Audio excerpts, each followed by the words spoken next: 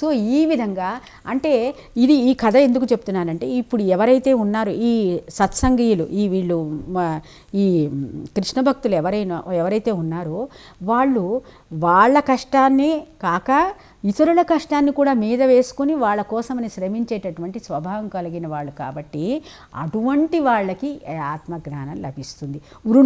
వృణితే అంటే ఏంటి? వాళ్ళు ఇప్పుడు కష్టపడుతున్నారు. దేనికోసం కష్టపడుతున్నారు? తమని తాము తెలుసుకున్నటువంటి గొప్ప విద్యని వాళ్ళు ఆర్జించటం కోసము ఇంకొకళ్ళ పాపము, ఇంకొకళ్ళ కష్టము, ఇంకొకళ్ళ నష్టము అంతా కూడా వాళ్ళ మీద తీసుకోవడానికి ప్రయత్నం చేస్తున్నారని చెప్పడం. అట్లాగే ఇది ఇంకొక కథ కూడా మనం తెలుసుకుని ఇంకా దీని యొక్క విశేషాన్ని పక్కన పెడదాం. ఇంకొక అంటే సత్సంగం యొక్క గొప్పతనం, ఆ సత్సంగంలో ఉన్నవాడికి ఈ జ్ఞానం దొరుకుతుంది అని చెప్పడానికి నేను చెప్తున్నా. ఆ సత్సంగం నిజంగా చెయ్యటం కూడా ఎంతో కష్టమైన విషయమే. ఇప్పుడు వీళ్ళు ఎట్లా తన్నులు తిన్నారో ఇప్పుడు మన ఆశ్రమంలో జరిగింది కూడా అంతే కదండి. ఇప్పుడు మనం మంచి చేయటానికే కదా ఊళ్ళో ప్రయత్నం చేసినది, కానీ అది వాళ్ళకి ఇమడట్లేదు. ఇప్పుడు గురువుగారు మాంసాహారం వద్దని ఎన్నోసార్లు చెప్పడం జరిగింది. అట్లాగే ఆలయాల్లో పెద్దమ్మ ఆలయం, చిన్నమ్మ ఆలయం, అప్పుడు తర్వాత ఈ దున్నపోతుని కొయ్యటం, ఇవన్నీ మంచి విశేషాలు కావని చెప్పి మనం ఎన్నోసార్లు చెప్పుకోవడం జరిగింది. కానీ వినలేదు కదా. వినక ఏమైపోయింది? ఇప్పుడు అందరూ కూడా ఏదో మా ఆశ్రమం అంటే ఏదో ఒక వాళ్ళు అంటరాని వాళ్ళు అన్నట్టుగా వాళ్ళు ప్రవర్తించడం మొదలు పెడుతున్నారు అనమాట. సో ఆ విధంగా అది ఎప్పటి నుంచో జరుగుతున్నటువంటి విశేషమే.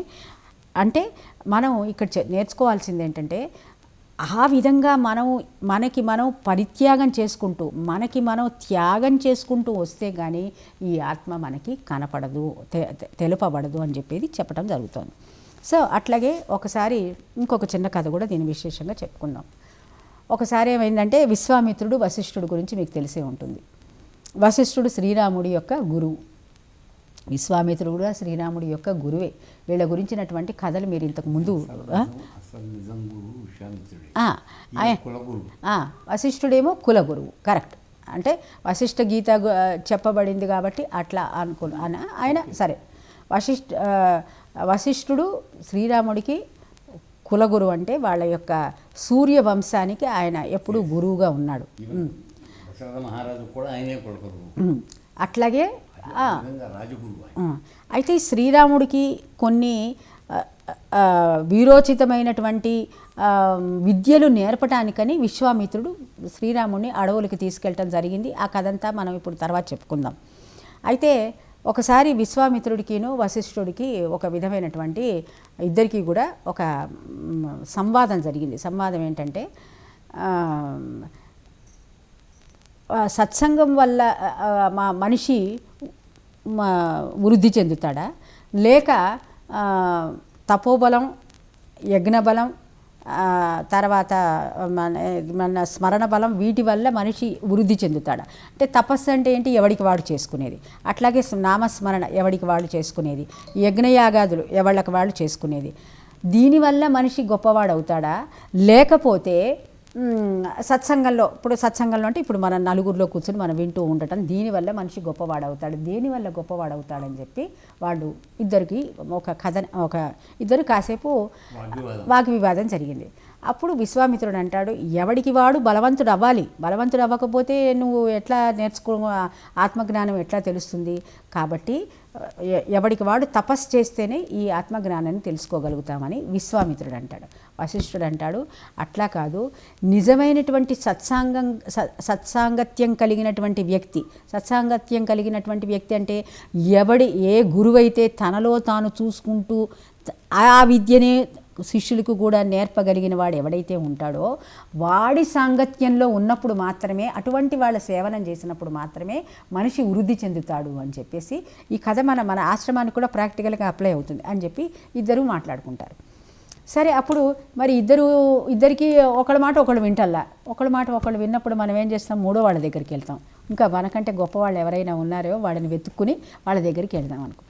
సరే, వీళ్ళు ఏం చేశారంటే ఫస్ట్ శివుడి దగ్గరికి వెళ్ళారు, బ్రహ్మ దగ్గరికి వెళ్ళారు. మొదట బ్రహ్మగారి దగ్గరికి వెళ్ళి, అయ్యా మా ఇద్దరికి ఇట్లా ఆయనేమో తపస్సు వల్ల మనిషి గొప్పవాడవుతాడు, ఆత్మజ్ఞానం అతనికి లభిస్తుందని అంటున్నాడు.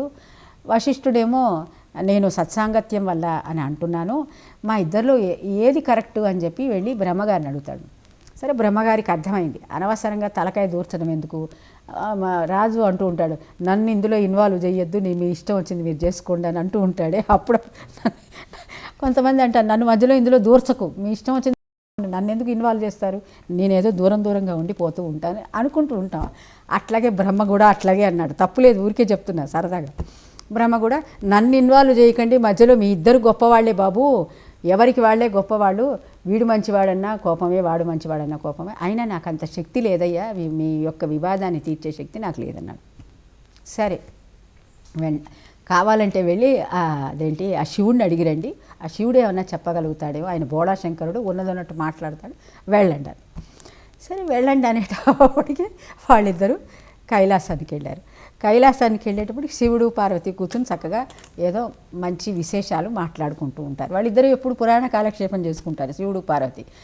ఆవిడ ఏదో ప్రశ్న అడుగుతూ ఉంటుంది, శివుడు దానికి సమాధానం చెప్తూ ఉంటాడు. అవే కథల రూపేణ మనకందరికీ కూడా జ్ఞానం రూపేణ వస్తుంటుంది. సో అట్లా వాళ్ళిద్దరూ మాట్లాడుకుంటూ ఉన్నప్పుడు వీళ్ళిద్దరూ వచ్చినప్పుడు అప్పుడు సరే, మామూలుగా ద్వారపాలకులు ఉంటారు, వాళ్ళని లోపలికి పిలిచి అర్ఘ్యపాద్యాదులన్నీ అయిన తర్వాత సరే అప్పుడు వాళ్ళిద్దరూ కలిసి శివుణ్ణి, అయ్యా మాకు పెద్ద సందేహం వచ్చింది, సత్సంగం గొప్పదా తపస్సు గొప్పదా అనేటటువంటి ఒక విధమైనటువంటి అనుమానం వచ్చింది, కాబట్టి దయచేసి మీరు త్రిలోకాధిపత్యం కలిగినటువంటి మహేశ్వరుడు కదా, కాస్త మాకు దయచేసి ఈ విషయాన్ని చెప్పండి, ఏది గొప్పదో చెప్పండి అని అంటాడు. సరే, శివుడు చెప్పడానికి నోరు తెరవబోతే పార్వతీ అమ్మవారు, వద్దొద్దు, మనం ఇప్పుడు ఒక మంచి ప్రసంగంలో ఉన్నాం, ఆ ప్రసంగం మధ్యలో ఇది బ్రేక్ వస్తుంది, సత్సంగం మనకి బ్రేక్ అయిపోతుంది, అందుకని దీన్ని కావాలంటే అక్కడ విష్ణుమూర్తి ఫ్రీగా పడుకుని ఉన్నాడు శేషతల్పం మీద, వెళ్ళి ఆయన్ని అడగమను, మనం తర్వాత ఆ విశేషం ఏదో మనం తెలుసుకుందామని చెప్తుంది. అప్పుడు శివుడు వెంటనే, అవును మన ఇద్దరం కదా, మంచి సంవాదం నడుస్తుంది మన ఇద్దరి మధ్యలో, ఓ మంచి కథ చెప్పుకుంటున్నాం కదా మనం, సరే నాయన మేము కొద్దిగా బిజీగా ఉన్నాం, నువ్వు కావాలంటే వెళ్ళి విష్ణుమూర్తిని అడుగు, అతను కూడా చాలా గొప్పవాడే అని చెప్పి వీళ్ళిద్దరిని ఆ విష్ణుమూర్తి దగ్గరికి పంపిస్తారు.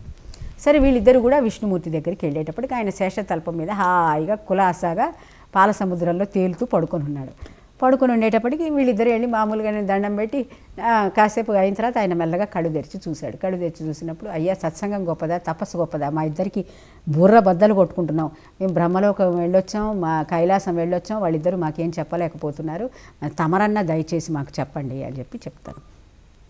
అంటే అప్పుడు విష్ణుమూర్తి అంటాడు కదా, అయ్యా ఈ విషయం కొద్దిగా క్లిష్టమైనటువంటిదే, కాకపోతే ఏంటంటే ఇప్పుడు నేను మంచి యోగ నిద్రలో ఉన్నాను, ఆ నిద్ర నేను అందులో నుంచి ఇప్పుడు బయటికి రావటం అంత శ్రేయస్కరం కాదు, కాబట్టి ఇక్కడ ఆదిశేషుడు అనే నన్ను మోస్తున్నాడు, వీడు ఎప్పుడు మెళుకువతోటే ఉంటాడు, వీడిని వెళ్ళి అడుగు, ఎప్పుడు అతను చాలా జాగ్రత్తలో ఉంటాడు, అతన్ని వెళ్ళి అడగమని అంటారు.